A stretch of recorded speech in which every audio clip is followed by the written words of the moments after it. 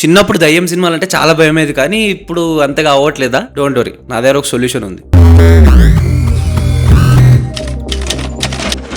10th class దాకేమో Arundhati, Chandramukhi, Kanchana ఇలాంటి సినిమాలు చూస్తే ఉచ్చబడిపోయింది. ఇంకా PU first year second year లో కొన్ని ఇంగ్లీష్ సినిమాలు, హారర్ సినిమాలు చూస్తే ఉచ్చబడిపోయింది. కానీ ఒక్కసారి డిగ్రీకి వచ్చాక అసలు హారర్ సినిమా ఎఫెక్టే పడదు, భయమే అవదు. ఇంకా మనకి ఆ థ్రిల్ ఎలా వస్తుంది హారర్ మూవీస్ నుంచి?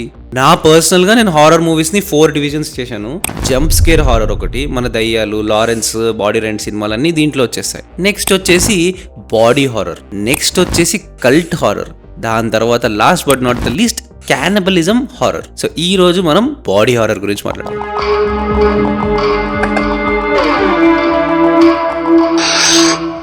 చాలా పెద్ద ఫీమేల్ స్టార్ 50s లో ఫేడ్ అవుట్ అవుతా ఉంటుంది. తన బిల్ బోర్డ్స్ అన్ని తీసేస్తారు.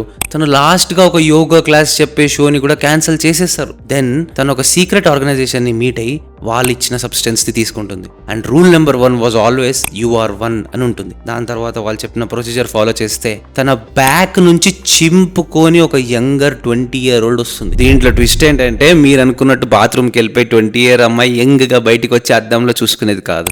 లిటరల్ గా తన బ్యాక్ బోన్ చింపుకొని దాని లోపల నుంచి వస్తుంది. And every time this happens, every 7 days ఒకసారి అవుతుంది. ఎవ్రీ టైమ్ దిస్ హ్యాపెన్స్ ఇంతనే డీటెయిల్ గా చూపిస్తారు. కొంచెం స్టోరీలో ప్రోగ్రెషన్ అవ్వగానే తన రూల్స్ ఫాలో చేయక తన బాడీ డీకే అయ్యి తన ఒక వెరైటీ క్రియేచర్ లాగా అయి చనిపోతుంది. ఇది చూస్తున్న ప్రతి మూమెంట్ మీ బాడీ డిస్గస్ట్ తోని జుమ్ అంటుంది చూడు. ఇది కూడా హారర్. మీకు దీనికంటే ఎక్కువ భయపడాలంటే కల్ట్ మూవీస్ చూడాలి. కామెంట్ లో కల్ట్ అని కొట్టండి, నెక్స్ట్ వీడియో కల్ట్ గురించి చేస్తా.